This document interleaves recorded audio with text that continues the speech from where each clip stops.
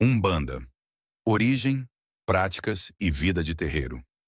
Uma jornada pela religião genuinamente brasileira que une ancestralidade africana, indígena, espírita e católica em uma prática viva de caridade, igualdade e respeito.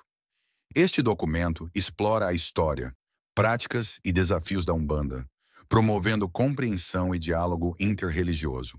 O que é Umbanda? A Umbanda é um abraço espiritual nascido no Brasil no início do século XX. Uma religião que une raízes africanas, indígenas, espíritas e católicas em uma prática viva de caridade, igualdade e respeito. Surgida no contexto pós-abolição, ela reflete a diversidade cultural do país, oferecendo um caminho de evolução espiritual para todos, sem distinção de raça, classe ou crença. Caridade universal.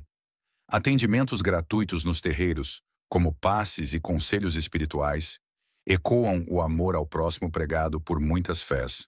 Sincretismo cultural. Une orixás, exemplo lá, Ogum, caboclos, pretos velhos e santos católicos, exemplo, São Jorge, criando uma ponte cultural única. Inclusão total. Acolhe pessoas de todas as origens, com rituais que se moldam às necessidades da comunidade. Diferente de religiões com textos fixos, a Umbanda floresce pela transmissão oral, guiada por entidades espirituais e dirigentes de cada terreiro, permitindo que ela se adapte ao presente com uma mensagem inclusiva e atual. Contexto histórico. Brasil pós-escravidão. Surgimento da Umbanda está profundamente ligado às transformações sociais, culturais e religiosas do Brasil, após a abolição da escravatura em 1888 e o advento da República em 1889. Este período marcou um turbilhão de mudanças, especialmente nas grandes cidades como Rio de Janeiro e São Paulo. Urbanização e transformações. Com a libertação dos escravos, negros e seus descendentes migraram para as cidades, onde encontraram condições adversas, pobreza e exclusão social. A religiosidade popular passou a desempenhar papel central na preservação da identidade cultural e no suporte comunitário. Influência espírita. O espiritismo de Allan Kardec chegou ao Brasil no século XIX e rapidamente conquistou adeptos. Sua ênfase na comunicação com os espíritos, reencarnação e evolução espiritual influenciou diretamente a Umbanda, especialmente na mediunidade e na prática do passe. Infográfico. 1888. Abolição da escravatura cria necessidade de reorganização social e religiosa, 1889. Proclamação da República intensifica a urbanização e contato entre grupos étnicos. Século XIX, difusão do espiritismo kardecista nas camadas urbanas brasileiras.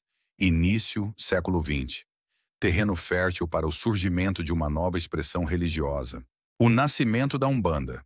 O episódio fundador, em 15 de novembro de 1908, no Centro Espírita União do Vegetal, em Niterói, Yarginota, o jovem médium Zélio Fernandino de Moraes, então com 17 anos, foi incorporado pelo Caboclo das Sete Encruzilhadas.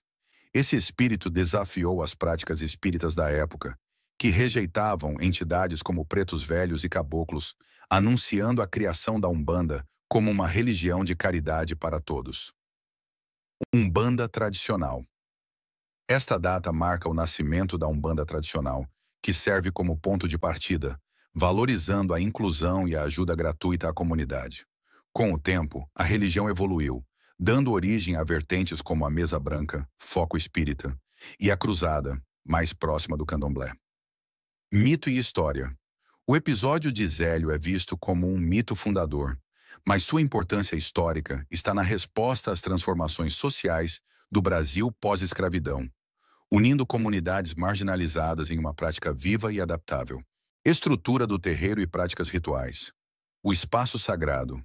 Congá, altar central, reúne imagens de santos, exemplo, São Jorge, Nijogum, e símbolos africanos, simbolizando o sincretismo.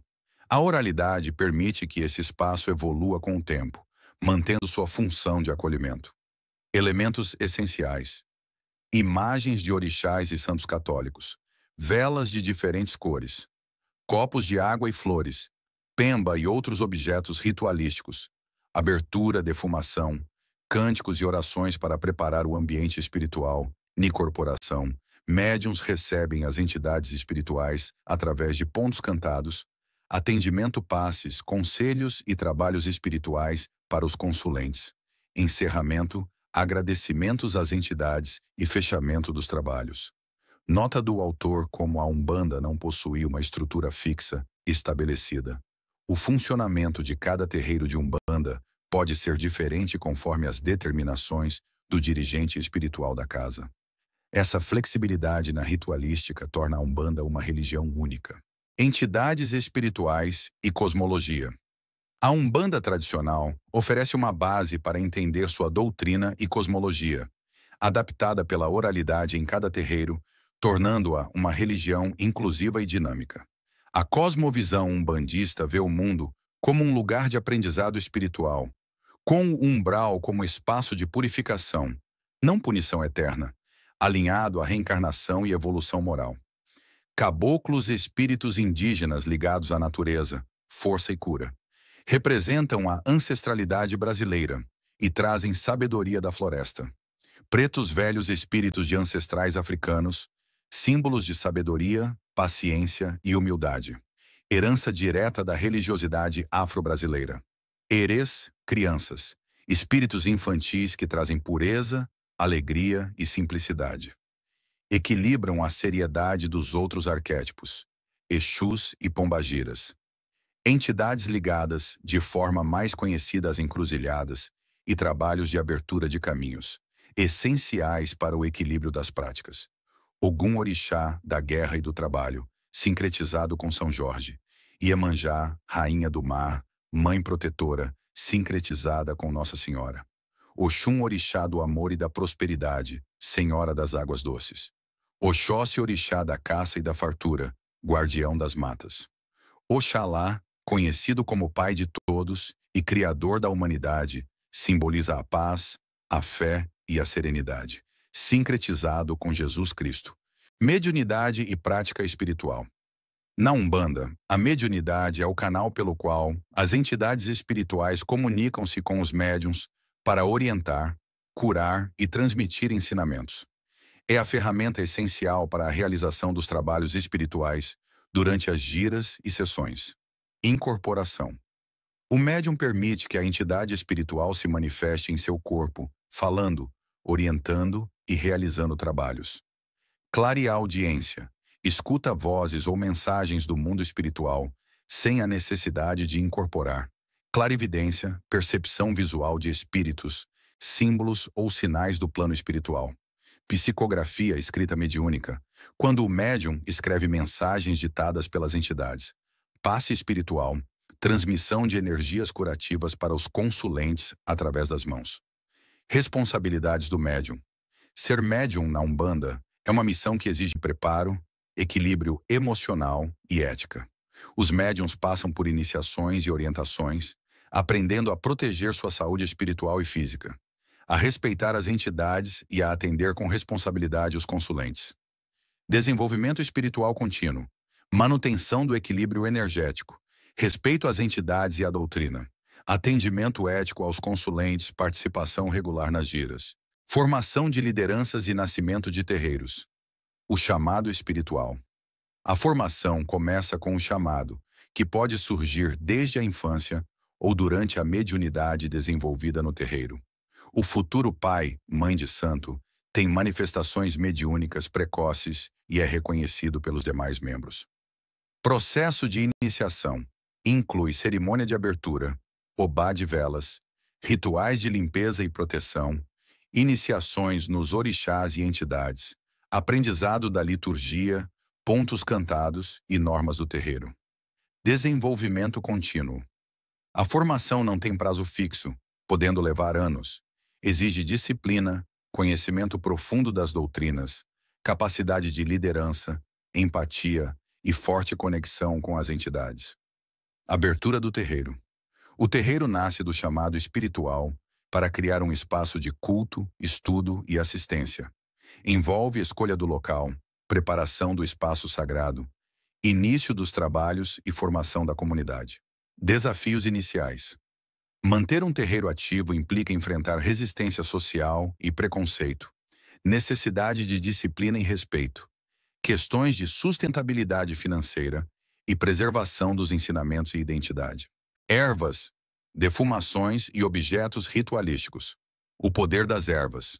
As ervas têm um papel central na Umbanda, utilizadas para purificação, proteção, cura e equilíbrio energético.